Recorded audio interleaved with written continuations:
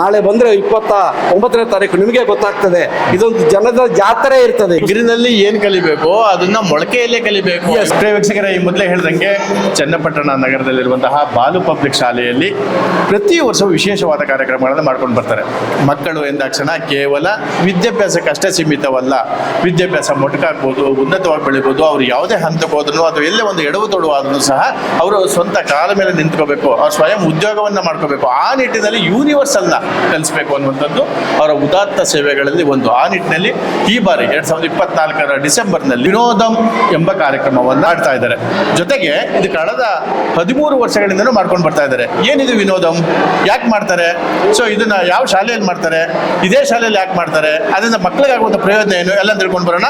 ಅದಕ್ಕೆ ಸಂಬಂಧಪಟ್ಟಂತೆ ಬಾಲು ಪಬ್ಲಿಕ್ ಶಾಲೆಯ ಸಂಸ್ಥಾಪಕರಲ್ಲೊಬ್ಬರಾದಂತಹ ಮುಖ್ಯ ಸಂಸ್ಥಾಪಕರು ಅನ್ನಿಸ್ಕೊಂಡಂತಹ ಸುಬ್ಬಯ್ಯ ಚೆಟ್ಟಿರವರು ನಮ್ಮ ಜೊತೆ ಇದ್ದಾರೆ. ಸರ್ ನಮಸ್ಕಾರ. ನಮಸ್ಕಾರ ಸರ್. ಏನ್ ಸರ್ ಇದು ಕನ್ನಡದ ಹಬ್ಬ ಮತ್ತೆ ವಿನೋದಂ ಕಾರ್ಯಕ್ರಮ, ಏನ್ ಸರ್ ಇದು? ಕನ್ನಡದ ಹಬ್ಬ ನಾವು ರಾಜ್ಯೋತ್ಸವನ ಮಾಡ್ಲಿಕ್ಕೆ ಆಗ್ಲಿಲ್ಲ ಈ ವರ್ಷ, ನೀತಿ ಸಂಹಿತೆ ಜಾರಿಯಲ್ಲಿ ಇರೋದ್ರಿಂದ ಲಯನ್ಸ್ ಸಂಸ್ಥೆಯಿಂದ. ಅದಕ್ಕೆ ಎಲೆಕ್ಷನ್ ಉಪಚುನಾವಣೆ ಸಂಬಂಧಪಟ್ಟಾಗೆ ಅದಕ್ಕಾಗಿ ನಿನ್ನೆ ಕನ್ನಡದ ಹಬ್ಬ ಅಂತ ಇಟ್ವಿ.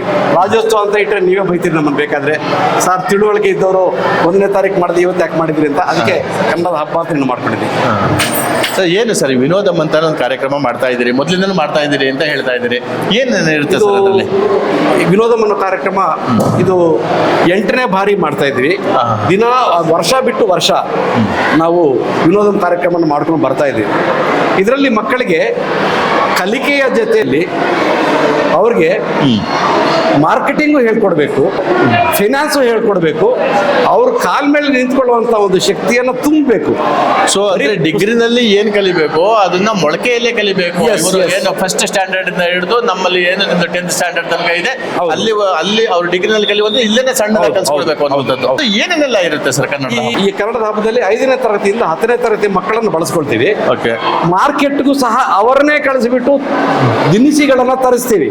ಕೊತ್ತಂಬರಿಯಿಂದ, ಟೊಮೊಟೊಯಿಂದ, ಮಾರ್ಕೆಟ್ ಹೋಗ್ತಾರೆ. ಯಾಕಂದ್ರೆ ಅಪ್ಪ ಅಮ್ಮ ಮಾರ್ಕೆಟ್ ಹೋಗಿದ್ರೆ ಹೋಗಲ್ಲ ಈ ಮಕ್ಕಳು. ಅದೇ ಶಾಲೆಯಲ್ಲಿ ಟೀಚರ್ ಹೇಳಿದ್ರೆ ಗ್ಯಾರಂಟಿ ಹೋಗ್ತಾರೆ. ಸೊ ಪರ್ಚೇಸಿಂಗ್ ಕೆಪಾಸಿಟಿ, ಪರ್ಚೇಸಿಂಗ್ ಏನೇನು ಯಾವ ತರ ಮಾಡಬೇಕು ಅದನ್ನು ಅಲ್ಲಿ ಹೇಳ್ಕೊಡ್ತೀವಿ. ನಂತರ ಟೀಚರ್ಸು ಮತ್ತು ಇತರೆ ನಮ್ಮ ಬೆಂಗಳೂರಿನಿಂದ ಬರುವಂತ ಪರಿಣಿತರು ಅದರಲ್ಲಿ ಕುಕಿಂಗ್ ನಲ್ಲಿ, ಫಾರ್ ಎಕ್ಸಾಂಪಲ್ ನಂದು ಸೆಲೆಬ್ರೇಷನ್ ಟೈಮ್ಸ್ ಅಂತ ನಮ್ದೇ ಕ್ಯಾಟ್ರಿಂಗ್ ಇದೆ ಬೆಂಗಳೂರಲ್ಲಿ, ಅಲ್ಲಿಂದ ಬರ್ತಾರೆ, ಬಂದು ಮಕ್ಕಳಿಗೆ ಹೇಳ್ಕೊಡ್ತಾರೆ ಯಾವ ತರ ರೆಡಿ ಮಾಡೋದು ಅಂತ. ಅಲ್ಲಿಂದ ಬಂದಿಲ್ಲ ಮಕ್ಕಳಿಗೆ ಏನೆಲ್ಲ ಮಾಡಬೇಕು, ಏನೆಲ್ಲ ಐಟಮ್ ತರಬೇಕು, ಹೇಗೆ ಪ್ರಿಪೇರ್ ಮಾಡಬೇಕು, ಹೇಗೆ ಮಾರಾಟ ಮಾಡಬೇಕು ಅನ್ನೋದೆಲ್ಲ ಹೇಳ್ಕೊಡ್ತಾರೆ. ಸೊ ಅದು ನಿಮ್ಮ ಶಾಲೆಯ 5ನೇ ತರಗತಿಯಿಂದ 10ನೇ ತರಗತಿ ಮಕ್ಕಳು ಎಲ್ಲರೂ ಅದನ್ನ ಮಾಡ್ತಾರೆ. ಹೌದು ಹೌದು. ಸೊ ಇದು ಈ ಹಿಂದೆ ಕಳೆದ ಬಾರಿ ಮಾಡಿದಂಥದ್ರಲ್ಲಿ ಏನೆಲ್ಲ ಲಾಭ ಆಗಿತ್ತಾ? 100% ಲಾಭ ಆಗಿತ್ತು. ಯಾಕಂದ್ರೆ ಫಾರ್ ಎಕ್ಸಾಂಪಲ್ ನಾವು 2020ರಲ್ಲಿ ನಮ್ಮ ವಿನೋದಂ ಕಾರ್ಯಕ್ರಮದಲ್ಲಿ ಪ್ರತಿ ವರ್ಷ ಪ್ರತಿ ವಿನೋದಂಗೂ ಬರುವಂತಹ ಹಣದಲ್ಲಿ ಮತ್ತೆ ಟ್ರಸ್ಟ್ ವತಿಯಿಂದ, ಆಸ್ಪತ್ರೆ ವತಿಯಿಂದ ಅದನ್ನ ಡಬಲ್ ಮಾಡಿ, ಫಾರ್ ಎಕ್ಸಾಂಪಲ್ 1 ಲಕ್ಷ ರೂಪಾಯಿ ಕಲೆಕ್ಷನ್ ಬಂತು ಅಂದ್ರೆ ಅದಕ್ಕೆ 1 ಲಕ್ಷ ನಾವು ಸೇರಿಸಿ ದಿವ್ಯಾಂಗರಿಗೆ ನಾವು ಒಂದು ಕಾರ್ಯಕ್ರಮ ನಡೆಸಿ ಅದರಲ್ಲಿ ಫಲಾನುಭವಿಗಳಿಗೆ ಎಲ್ಲ ಸಲಕರಣೆಗಳು ಕೊಡುವಂತ ವ್ಯವಸ್ಥೆ ಮಾಡ್ತಾ ಇದ್ವಿ. 2020ರಲ್ಲಿ ಏನಾಯ್ತು, ನಮ್ಮ ಶಾಲೆಯಲ್ಲಿ ಓದ್ತಾ ಇದ್ದಂತಹ ಒಂದು ಮಗುಗೆ ರೈಟ್ ಹ್ಯಾಂಡು ಕ್ಯಾನ್ಸರ್ ಇಂದ ತೆಗಿಬೇಕಾಗಿ ಬಂತು. ಅವತ್ತು ಬಂದಿರುವಂತಹ ಹಣ 1,30,000 ರೂಪಾಯಿ. ಆದ್ರೆ ಟೋಟಲ್ ಕಲೆಕ್ಷನ್ ವಿನೋದಮಿಂದ 4 ಲಕ್ಷ ರೂಪಾಯಿಗಳ ಖರ್ಚಾಯ್ತು.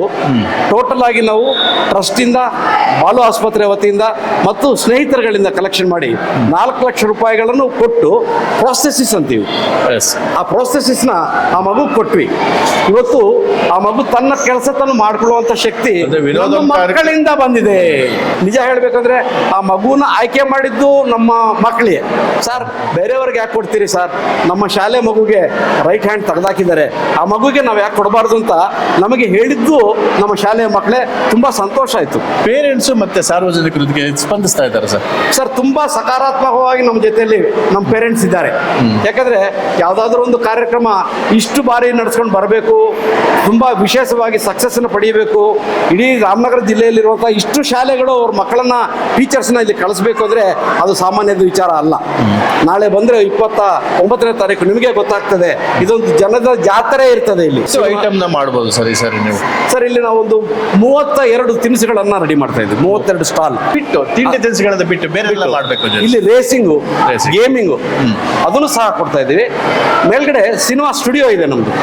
ಎಷ್ಟು ಸ್ಕೂಲಲ್ಲಿ ಸ್ಟುಡಿಯೋ ಇದೆಯೋ ಗೊತ್ತಿಲ್ಲ ನನಗೆ. ನಮ್ಮದೇ ಆದಂಥ ಸ್ಟುಡಿಯೋ ಇದೆ. ಆ ಸ್ಟುಡಿಯೋದಲ್ಲಿ ಮಕ್ಕಳಿಗೆ ತಮ್ಮ ಮನೋವಿಕಾಸವನ್ನು ಬೆಳೆಸುವಂತ ಸಿನಿಮಾಗಳನ್ನು ಆಯ್ಕೆ ಮಾಡಿಕೊಂಡು ಮಕ್ಕಳಿಗೆ ಏನೆಲ್ಲ ಉಪಯೋಗ ಆಗಬೇಕು ಅದನ್ನ ಆಯ್ಕೆ ಮಾಡಿಕೊಂಡು ನೀವು ಸಿನಿಮಾಗಳನ್ನ ಅಲ್ಲಿ ತೋರಿಸ್ತೀವಿ. ಯೂಸ್ ಮಾಡ್ತಾ ಇದ್ದೀರಿ. ಹೌದು. ಡಿಸೆಂಬರ್ 3ರ ಈ ಕಾರ್ಯಕ್ರಮಕ್ಕೆ ಹೌದು. ಯಾರು ಗಣ್ಯರು ಯಾರು ಬರ್ತಾರೆ? ಸರ್, ನಾಳೆ ತಹಸೀಲ್ದಾರ್ ಅವ್ರು ಬರ್ತಾರೆ, ಅವತ್ತು CDP ಅವ್ರು ಬರ್ತಾರೆ.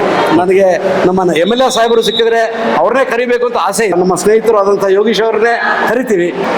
ಖಂಡಿತ ನಾವು ಸಹ ನಮ್ಮ ಚಾನೆಲ್ ಮೂಲಕ CP ಯೋಗೇಶ್ವರ ನೂತನ ಶಾಸಕರು ಯಾಕಂದ್ರೆ ನೀರಾವರಿ ಅಧಿಕಾರಿ ಕೆಲಸ ಮಾಡಿದಂಥವ್ರು ಖಂಡಿತ ಅವ್ರು ವಿವೇಚೇತನರಿಗೆ ಬಂದು ಅವ್ರಿಗೆ ಅನುಕೂಲ ಮಾಡ್ಕೊಡ್ಲಿ ಅನ್ನೋದನ್ನ ಹೌದು. ನಾವು ಕೇಳ್ತೀವಿ. ಈ ದಿವ್ಯಾಂಗರು ಅಂದ್ರೆ ಅವರು ತುಂಬಾನೇ ತನ್ನನ್ನು ತಾನು ತೊಡಸ್ಕೊಳ್ತಾರೆ. ಈ ವಿಚಾರಗಳಲ್ಲಿ ನಾನು ನೋಡಿದ್ದೀನಿ. 5-6 ಕಾರ್ಯಕ್ರಮಗಳ ಜೊತೆಲಿ ಮಾಡಿದ್ದೀನಿ ನಾವು. ಇದನ್ನು ಅವ್ರ ಕೈಯಲ್ಲೇ, ಆ ಮಕ್ಕಳ ಕೈಯಲ್ಲಿ, ನಮ್ಮ ಮಾನ್ಯ CP ಯೋಗೇಶ್ವರ್ ನಮ್ಮ ನಾಯಕರ ಕೈಯಲ್ಲೂ ಅವರಿಗೆ ಕೊಡಿಸುವಂತ ವ್ಯವಸ್ಥೆ ಮಾಡಬೇಕು ಅಂತ ಆಸೆ ಇದೆ. ಪ್ರಿಯ ವೀಕ್ಷಕರೇ, ಇಷ್ಟೊತ್ತು ಗಮನಿಸಿದ್ರಲ್ಲ, ಶಾಲೆ ಕೇವಲ ವಿದ್ಯಾಭ್ಯಾಸಕ್ಕಷ್ಟೇ ಸೀಮಿತ ಅಲ್ಲ. ಪೇರೆಂಟ್ಸ್ ದುಡ್ಡು ಕೊಡ್ತಾರೆ, ನಾವು ವಿದ್ಯೆ ಕಲಿಸ್ಕೊಡ್ತೀವಿ, ಕಲಿಯೋದು ಬಿಡಿಯೋದು ಅವ್ರಿಗೆ ಬಿಟ್ಟಿದ್ದು. ಇದು ವಿದ್ಯೆ ಅಲ್ಲ, ಇದನ್ನು ಹೊರತುಪಡಿಸೋ ವಿದ್ಯೆ ಇದೆ ಎನ್ನುವಂಥದ್ದನ್ನು ಚನ್ನಪಟ್ಟಣ ನಗರದಲ್ಲಿ ಇರುವಂತಹ ಬಾಲು ಪಬ್ಲಿಕ್ ಶಾಲೆಯ ಮುಖ್ಯಸ್ಥರಾದಂತಹ ಮತ್ತು ಅವರ ಒಟ್ಟಾರೆ ಏನು ಒಂದು ಟೀಮ್ ಇದೆ, ಶಿಕ್ಷಕರಿರ್ಬೋದು, ಸಿಬ್ಬಂದಿ ಇರ್ಬೋದು, ಈ ಸಂಸ್ಥೆಯ ಒಡನಾಡಿಗಳಿರ್ಬೋದು, ಎಲ್ಲರೂ ಸಹ ಅದನ್ನು ನಾವು ರೂಢಿಸ್ಕೊಂಡಿದ್ದೀವಿ.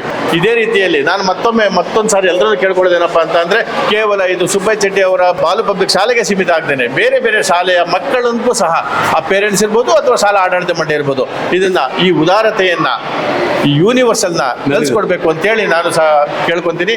ಜೊತೆಗೆ ಇಷ್ಟೊತ್ತು ನಮ್ಮ ಜೊತೆ ಮಾತಾಡಿದಂಥ ಬಾಲು ಪಬ್ಲಿಕ್ ಶಾಲೆಯ ಮುಖ್ಯಸ್ಥರಾದಂಥ ಸುಬ್ಬಯ್ಯ ಚೆಟ್ಟಿ ಅವರಿಗೆ ನಮಸ್ಕಾರ. ನಮಸ್ಕಾರ.